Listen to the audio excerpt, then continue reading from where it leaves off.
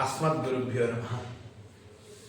వైదిక సంప్రదాయాన్ని అనుసరించేటువంటి పెద్దలందరికీ కూడా నా నమస్సమాంజలి. నేను ఒక సాధారణ వ్యక్తిని. ఎవరి దగ్గర వైదిక విద్యను అభ్యసించినటువంటి వ్యక్తిని కాదు, అంత జ్ఞానం కూడా లేదు. పెద్దల యొక్క ప్రవచనాలని, పెద్దలు అంటే వైదికంగా ఉండేటువంటి గురువుల యొక్క అందరి ప్రవచనాలు విని విషయాలు తెలుసుకున్నటువంటి ఒక సాధారణమైనటువంటి మనిషిని. ఈ మధ్యకాలంలో ఫేస్బుక్, యూట్యూబ్లో ఒక థంబ్నెయిల్స్ అన్నమాట చూస్తూ ఉంటే సబ్స్క్రైబర్స్ని పెంచుకోవడానికి ఈ థంబ్నెయిల్స్ సినిమా టైటిల్స్ లాగా ఉంటున్నాయి. కాషాయం ముసుగులో అని ఒక థంబ్నెయిల్, హిందూ సమాజంలో రేపిన సునామీ అంటూ ఒక థంబ్నెయిల్, హిందూ సమాజాన్ని విడగొడుతున్నారా అంటూ ఒక థంబ్నెయిల్. దేనికి థంబ్నెయిల్స్ అండి అంటేట చిన్నజీయర్ స్వామి వారు సమతా సమారోహం అప్పుడు కొన్ని మాటలను మాట్లాడినందుకుట. ఏమిటా మాటలు? ఈ మాటలు హిందూ సమాజంలో సునామీని రేపేట, ఈ మాటలు హిందూ సమాజానికి హానికరంట. అంటే ఒకటి, శంకరాచార్యుల వారు 32 ఏళ్ల వయసులో హిమాలయాలకు వెళ్ళారు అని ఒక మాట. మరలా వారు తిరిగి వచ్చారనేటువంటి చరిత్ర కనబడటం లేదు అనేటువంటిది ఒకటి. విద్యారణ్యుల వారు అనేటువంటి వారు గొప్ప పండితులు, వారు చతురామ్నాయ పీఠాలను స్థాపించారని. ఇంకొకటి, పంచాయతన పూజను వారే ప్రవేశపెట్టారు అని. ఈ మాటలలో ఎక్కడా కూడా ఒక వ్యక్తిని విమర్శించడం కానీ, ఒక సంప్రదాయాన్ని విమర్శించడం కానీ, ఒక సిద్ధాంతాన్ని విమర్శించడం కానీ, ఒక పీఠాన్ని విమర్శించడం కానీ, ఒక పీఠాధిపతిని విమర్శించడం కానీ ఉన్నదా? వీడియోని పూర్తిగా గమనించారా? వారికి ఉన్నటువంటి చారిత్రికమైనటువంటి అవగాహనతో వారు మాట్లాడారు. ఇక్కడ బదరికాశ్రమం విషయం చెబుతూ, బదరీ క్షేత్రానికి ఉన్నటువంటి జ్యోతిర్మఠం పీఠాన్ని గురించి మాట్లాడినటువంటి సందర్భం. ఇంకో మాట కూడా అన్నారంటే, శంకరాచార్యులు నారాయణ పరాయణులు అని ఇంకొక మాట కూడా మాట్లాడారు. ఈ మాటలన్నీ కూడా సమాజంలో హిందూ సమాజానికి ఇబ్బంది కలిగించే మాటలట, హిందువుల్ని విడగొట్టే మాటలట. ఎన్ని మాట్లాడుతున్నారంటే, జ్ఞానం ఉన్నటువంటి పండితులు కూడా ఈ మాటలు విని వ్యక్తిగత విమర్శ చేస్తున్నారు. వ్యక్తిగత విమర్శ చేయాల్సిన అవసరం ఏముంది ఇక్కడ? ఆ వ్యక్తి ఏ వ్యక్తిగత విమర్శ చేయలేదు కదా. మరి వ్యక్తిగత విమర్శ ఎందుకు చేయాలి అంటే, చూస్తూ ఉంటే వ్యక్తిగత కక్షలాగా ఉంటుంది అంత. ఒక గొప్ప పేరున్నటువంటి వాళ్ళని మనం విమర్శిస్తే, వీళ్ళు వాళ్ళని విమర్శించారనేటువంటి జనాలందరూ విశ్వసించి సబ్స్క్రైబర్స్ పెరుగుతారనా? తెలియదు. ఇప్పుడు ఈ మాటల్ని వెనక్కి తీసుకోమంటున్నారు. అంటే శంకరాచార్యుల వారు నారాయణ పరాయణుడు కాదు అనాలా? విద్యారణ్యుల వారు పండితులు కాదు అనాలా? శంకరాచార్యుల వారు 32 ఏళ్ల వయసులో హిమాలయాలకు వెళ్ళలేదు అని వెనక్కి తీసుకోవాలా? కాదు కదా. వారు జరిగిందే కదా, వెళ్ళారు కదా, గొప్ప పండితులు కదా మన విద్యారణ్యుల వారు. శంకరాచార్యుల వారు నారాయణ పరాయణుడు కాదా? ఇంకా గట్టిగా మాట్లాడితే అంటున్నారు, స్వామివారు శివద్వేషి అని.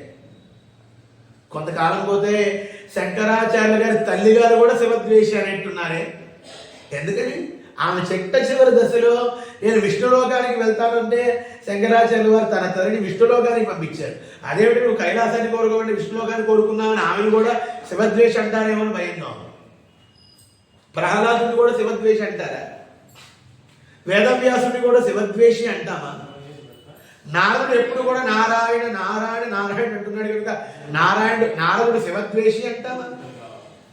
శంకరాచార్యుల వారు నారాయణ పరాయణుడు అంటంలో వచ్చినటువంటి నష్టం ఏమిటి? అక్కడ వారి గొప్పదనాన్ని ఏమి తగ్గించలేదు కదా. అంతా సమానమే, ఇద్దరిలో భేదం చూడకూడదు అనేటువంటి ప్రవచనాలు చెప్పేటువంటి మీరే నారాయణ పరాయణులను కానీ సరిపెట్టుకోవచ్చు కదా. నారాయణ పరాయణ ఈక్వల్ టు శివపరాయణులు అని అన్నారు కానీ మీరు సరిపెట్టుకోవాల్సింది కదా. అంటే మాటల్లోనే ఇద్దరు ఒకటే, మనస్సులో భావన ఇద్దరు ఒకటి కాదా మీ ఉద్దేశంలో?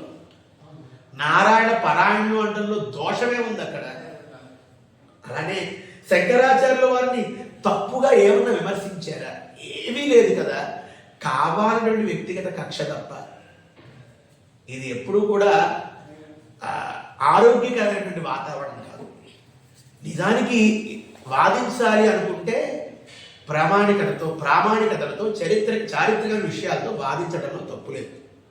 వ్యక్తిగత దూషణ చేయడం తప్పు. ఒక మహానుభావుడు, ఒక పీఠాధిపతి హైదరాబాద్ భాగ్యనగర్ విజయయాత్ర చేస్తూ వెంకటేశ్వర స్వామికి ఇంత గొప్పదనం ఎక్కడి నుంచి వచ్చింది అంటే ఏదో శంకరాచార్యుల వారు ఆకర్షణ యంత్రం వేశారు కాబట్టి వారికి గొప్పతనం వచ్చిందని ఒక అసందర్భోచితమైనటువంటి విషయాన్ని జనాల్లోకి చెప్పేశారు. ఇప్పుడు దానికి ప్రామాణికత ఏమిటి? చారిత్రకమైన ఆధారం ఏమిటి? ఎవరైనా ఈ వ్యాఖ్య చేసినటువంటి పెద్దల మీద వ్యక్తిగతంగా దూషణ చేయడం మీరు చూసారా? మీరు విన్నారా? సహజంగా ప్రతి సమూహంలోనే ఇద్దరు ముగ్గురు ఉంటారు వ్యక్తిగత దూషణ చేసేవాళ్ళు. వాళ్ళు విడివిడి జ్ఞానం ఉన్నటువంటి వాళ్ళు. కానీ జ్ఞానం ఉన్నటువంటి సంప్రదాయంలో, వైష్ణవ సంప్రదాయంలో పెద్దలు ఎవరైనా ఏమిటండి మీరు అట్లా మాట్లాడారు, వెంకటేశ్వర స్వామి వారి దగ్గర చక్రం ఏంటి, యంత్రం ఏంటి, దానివల్ల వెంకటేశ్వర స్వామి పేరు రావడం ఏంటనేటువంటి విమర్శ చేయాల. శంకరాచార్య వారు ఎన్నో చోట చక్రాలను స్థాపించారు. అక్కడ ఎక్కడా కూడా ఇంత గొప్పదనం లేదే. తిరుమలకి ఇంత గొప్పదనం వచ్చిందే. కానీ తిరుపతి స్వామి వారి యొక్క గొప్పదనాన్ని తగ్గించినా ఆ తగ్గించినటువంటి పీఠాధిపతిని విమర్శించలేదు వైష్ణవులు. వ్యక్తిగత విమర్శ చెయ్యలేదు. అది అసందర్భంగా మాట్లాడిన మాటే. ఎందుకు చెప్పాలి? తిరుపతి వెంకటేశ్వర స్వామి గొప్పదనం చెప్పచ్చు కానీ ఆయనకి ఒక యంత్రం ద్వారా గొప్పదనం వచ్చింది అంటున్నా ఏమిటి?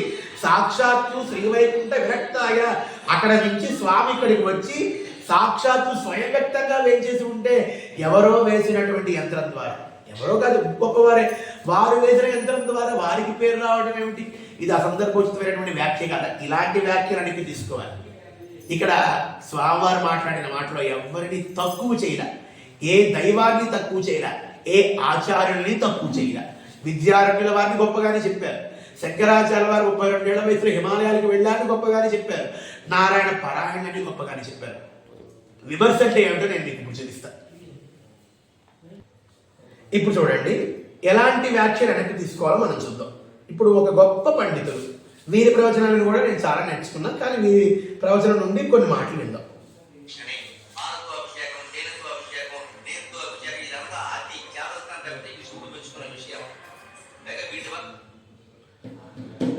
ఇది వ్యాఖ్య, విమర్శ. శివుడికి అభిషేకం చేసుకునేటువంటి వాడు నీళ్లతోనే చేయాలి, వేరే దేంతో అభిషేకం చేసి అది ఓవర్ యాక్షనే అతే అని ఒక గొప్ప పండితులు వారు చెప్పారు. కానీ ఈ వీడియో చూడండి, గొప్పవారు జగద్గురువులు వారి యొక్క పీఠ ఆరాధనలో చంద్రమౌళీశ్వరుడికి సాక్షాత్తు శంకర భగవత్పాదులు ఆరాధన చేసినటువంటి చంద్రమౌళీశ్వరుడికి చేసేటువంటి ఆరాధనలో పాలు, పెరుగు, తేనె, జలములు, గంధోదకము, పుష్పములు, డ్రై ఫ్రూట్స్ ఇలా అన్నిటితో వారు అభిషేకం చేస్తున్నారు. మీరు గమనిస్తే కనిపిస్తుంది చూడండి. ఇప్పుడు అతి ఓవర్ యాక్షన్, శివుడు మెచ్చంది ఎవరిని? వారు ఎవరిని విమర్శించినట్లు?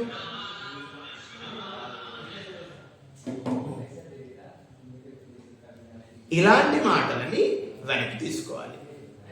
ఇక్కడ వ్యక్తిగతంగా దూషణ, సంప్రదాయపరమైనటువంటి దూషణ, ఇంతకాలం అనాదిగా జరిగినటువంటి సంప్రదాయం మీద అతి ఓవర్ యాక్షన్. అంటే ఇంతకాలం చేసిన పూజల్ని అతే ఓవర్ యాక్షనా, వృధానా, ఎవరు అంటున్నట్టు? ఇలాంటి మాటల్ని వెనక్కి తీసుకోమని అడగాలి కానీ గొప్పగా చెప్పిన మాటల్ని వెనక్కి తీసుకోమంటాడు. శంకరాచార్య నారాయణ పారాయణంలో తప్పే వచ్చింది. భజగోవిందంలో చెబుతూ ఎంత వేదం చదువుకున్నా, ఎంత పాండిత్యం ఉన్నా గోవింద నామస్మరణ చెప్పనటువంటి నోరు కాదు పొమ్మన్నారు. ఆయన్ని సేవించినటువంటి జీవితం కాదు పొమ్మన్నారు శంకరాచార్యులు వారు. అంటే చిట్ట చివరిగా చెప్పింది భజగోవిందమే వారు చెప్పింది. చిట్ట చివరిగా చెప్పినటువంటి విషయంలో మరి వారిని అంటామా వారు శివద్వేషి అని? వేదం చెబుతుంది అంతర్బహిష్య తత్సర్వం వ్యాప్య నారాయణ స్థిత అని. అంటే వేదం శివద్వేషమా? వేదానికి శివద్వేషం ఉన్నదా? ఉపనిషత్తు చెబుతుంది అధనిత్యో నారాయణ బ్రహ్మనారాయణ అంటూ. అంటే ఉపనిషత్తుకి శివద్వేషం ఉన్నదా? లేదు. శివద్వేషం ఏమిటండి? వారు ఆరాధించుకునేటువంటి భగవంతుడి మీద అమితమైనటువంటి ప్రేమ కలిగి ఉండటం ద్వేషం కాదు. కాబట్టి ఎప్పుడు కూడా వ్యక్తిగత విమర్శ శ్రీ వైష్ణవులు చేయరు. దయచేసి వ్యక్తిగత విమర్శ చేయొద్దండి. చాలా చేశారు వ్యక్తిగత విమర్శలు. రాముడికి హత్యాపాతకం ఉందని చెప్పారు, దానికి ప్రమాణమే సరిగ్గా చెప్పాలి. అలానే కృష్ణుడు దిక్కులేని చావు చచ్చారని ప్రచారం చేశారు, దానికి ఏ హిందువులు మాట్లాడాల, ఏ హిందువులు చిచ్చుపట్టినట్టు కాదా హిందువుల మధ్య. శ్రీమన్నారాయణుడు 1000 పుష్పాలతో పూజ చేయాలనుకుని 1000 పుష్పం కింద తన కళ్ళు పీక్కులు పూజ చేశారని ప్రచారం చేశారు. అంటే అక్కడ ఆ మాటల వల్ల హిందూ సమాజంలో ఎటువంటి విభేదాలు ఏర్పడలేదా?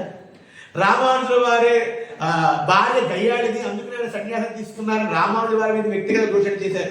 అది హిందూ సమాజాన్ని విడగొట్టినట్టు కాదా? ఒక పీఠాధిపతుల వారు సమతా సమారోహానికి అంటే రామానుజ విగ్రహ ప్రతిష్టకు ముందు ఒక కాన్ఫరెన్స్, ఒక మీటింగ్ పెట్టి జగద్గురువులు అంటే కృష్ణుడు, శంకరాచార్యులు, వేదవ్యాస తప్ప ఇంకొకళ్ళు ఎవరిని జగద్గురువులు కాదని స్టేట్మెంట్ ఇచ్చారు. అప్పుడు హిందూ సమాజంలో విభేదాలు ఏర్పరిచినట్టు కాదా? కాబట్టి దయచేసి ముందు ఎవరు విభేదాన్ని ప్రారంభించారో, ఎవరు గొడవలు ప్రారంభించారో ఒకసారి యూట్యూబ్ వీడియోలు వెనక్కి వెళ్ళండి. దాంట్లో సంవత్సరాలతో సహా ఉంటాయి. సమతా సమారోహానికి ముందు ఒక పెద్ద పీఠాధిపతి వారు, ఒక ఆమ్నాయ పీఠాధిపతి వారు మాట్లాడుతూ జగద్గురువులన్నీ వీళ్ళ ముగ్గురినే అనాలని స్టేట్మెంట్ ఇచ్చారు. ఆ తర్వాత చంద్రజయ స్వామి రామానుజుల వారిని అనాలని స్టేట్మెంట్ ఇచ్చారు. ఆ తర్వాత మధ్వాచార్య, వీళ్ళ ముగ్గురు జగద్గురువులు, ఎవరెవరి సాంప్రదాయానికి వాళ్ళు జగద్గురువులు. కానీ వారు అన్నారని వైష్ణవులు ఎవరు కూడా విమర్శించారు. కానీ చంద్రజయ స్వామి అన్నారని దుమ్మెత్తిపోసారు. కానీ చంద్రజయ స్వామి చెప్పింది అక్కడ రామానుజుల వారి స్థానంలో రామానుజ సంప్రదాయాన్ని పాటించి శిష్యులందరికీ చెప్పారు రామానుజులే జగద్గురువులు అని. అది సంప్రదాయానికి సంబంధించిన జగద్గురువు అని. వీరు ఈ సంప్రదాయ జగద్గురువు, మధ్వాచార్యులు ఆ సంప్రదాయం జగద్గురువు. కాబట్టి గొడవలు ఎవ్వరూ పట్టల, పెద్దవాళ్ళు ఎవ్వరూ దీనికి గొడవ అని పేరు పెట్టాల. మనలాంటి విడివిడి జ్ఞానం ఉన్న వాళ్ళే పేరు పెట్టాలి. గొడవలు కాదు, ద్వేషం కాదు, వారికి ఉన్నటువంటి చారిత్రమైన అవగాహన. మీకు చారిత్రమైన అవగాహన ఇంకా బలంగా ఉంటే మీరు కూడా దాన్ని చూపించి కాదు అని నిరూపించవచ్చు. ఈ మాటలు వెనక్కి తీసుకోండి అంటల్లో వారిని చెప్పినటువంటి శంకరాచార్యుల వారినో, పంచాయతీ పూజనో, విద్యార్థుల వారిని తక్కువ చేసినట్టే కానీ వాళ్ళనేదో మీరు గౌరవ స్థానంలో ఉంచుతున్నారు మటుకు అనుకోవద్దు. నాకు ఏమీ తెలియదు, మీ ద్వారా విన్నటువంటి పెద్దలందరూ విన్నటువంటి చెప్పినటువంటి విషయాన్ని విని ఉన్నటువంటి జ్ఞానంతో మాట్లాడుతున్నాను. మీకు నచ్చకపోతే నా మాటలు వెనక్కి తీసుకుంటా నేను. జై శ్రీమన్నారాయణ. ఎన్ని రకాల కామెంట్స్ పెట్టినా నాకు నష్టం లేదు, ఎందుకంటే నేను ఒక పండితుడిని కాదు కనుక, నాకు పాండిత్యం లేదు కనుక నా మీద కామెంట్స్ పెడితే మీకేం పబ్లిసిటీ రాదు. ఆ కామెంట్లకి భయపడి ఇలాంటి వీడియో పెట్టడానికి ఆలోచించేటువంటి మనస్తత్వము నాది కాదు. ఇది నేను ఎవరిని వ్యక్తిగతంగా దూషించేటువంటి వీడియో అంతకన్నా కాదు. ఎందుకంటే మా శ్రీ వైష్ణవ సంప్రదాయంలో వ్యక్తిగత దూషణను నేర్పలేదు సంప్రదాయం. సిద్ధాంతపరమైన ఖండం ఉంటే ఖండించవచ్చు, కానీ వ్యక్తిగత దూషణ మా శ్రీ వైష్ణవ సంప్రదాయంలో లేదు. కాబట్టి వ్యక్తిగత దూషణ చేసేవాళ్ళు ఆలోచించుకోండి, ఎవరిని మనం దూషిస్తున్నాము అనేటువంటిది. కాషాయాంబరదారుడైనటువంటి వాడిని మనం దూషిస్తే చాలా పాపం వస్తుంది. మేము మాట్లాడిన మాటలు ఇప్పుడు కూడా ఏ కాషాయాంబరదారుల్ని విమర్శించలేదు, దూషించలేదు. అయ్యో వాళ్ళ ఇంట్లో మాట్లాడాలని బాధపడ్డం కానీ ఎప్పుడు కూడా వ్యక్తిగత విమర్శ అనేటువంటిది శ్రీ వైష్ణవ సంప్రదాయ పనులకి చేత కాదనమాట, రాదు. వాళ్ళకి దోషం కూడా అది. ఎవరు ఇద్దరు ముగ్గురు ఉంటారు వ్యక్తిగత దూషణ చేసేటువంటి వాళ్ళు, అన్ని సమూహాల్లోనూ అలాంటి మనస్తత్వాలు ఉండ సహజం. కానీ చాలా మటుకు శ్రీ వైష్ణవ సంప్రదాయంలో ఉన్నటువంటి వాళ్ళకి వ్యక్తిగత దూషణ రాదు. ఇంకొకటి, పరమశివుడిపై ద్వేషం కూడా ఉండదు. ఎందుకంటే వారిని గొప్ప భాగవతులుగా, గొప్పవారిగా చూడటం శ్రీ వైష్ణవ సంప్రదాయంలో ఒక పరిపాటి. ఇంకొకటి, శివుణ్ణి దూషిస్తే నారాయణ దూషించినట్టని మేము నమ్ముతాం. ఎందుకంటే విశ్వరూపంలో స్వామి అందరి దేవీ దేవతలను చూపించారు. ఇప్పుడు నాకు కాలు ఇష్టమని చెయ్యి ఇష్టం లేదండి, ముక్కు ఇష్టమని మూతి ఇష్టం లేదు అనకూడదు. భగవంతుని ఇష్టపడితే మొత్తం ఇష్టపడాలి. అది వైష్ణవ సంప్రదాయం ఒక గొప్పదనం అనమాట. శ్రీమన్నారాయణుడు పూజనీయుడు, మిగతా అన్ని దేవతలు అందరూ కూడా గౌరవనీయులు మాకు. కాబట్టి వేరే ఇతర దేవతలను దూషించడం రాదు, వేరే ఇతర గురువులు దూషించరు, వ్యక్తిగతంగా కూడా దూషించినటువంటి వాళ్ళం శ్రీ వైష్ణవులమని గర్వంగా చెప్పుకుంటాం. ఎందుకంటే ఇప్పటి వరకు ఎవ్వరు కూడా వ్యక్తిగత దూషణ చేయలేదు. జై శ్రీమన్నారాయణ.